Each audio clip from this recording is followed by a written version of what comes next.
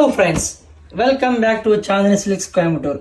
இன்னைக்கு ஒரு பியூட்டிஃபுல்லான வெரைட்டி கொண்டு வந்திருக்காங்க. சந்தேரி காட்டன் பேஸில் ரொம்ப அருமையான ஐட்டம், டிஃப்ரெண்டான டேஸ்ட்டில் இருக்க போகுது. சாரீ பாருங்க, ஒரு பியூட்டிஃபுல்லான சாரீ. ரெண்டு பக்கம் உங்களுக்கு ஃபேன்சி பார்டர், பல்லு பாருங்க ஒரு டிஃப்ரெண்டான ஃபேன்சியான பல்லு.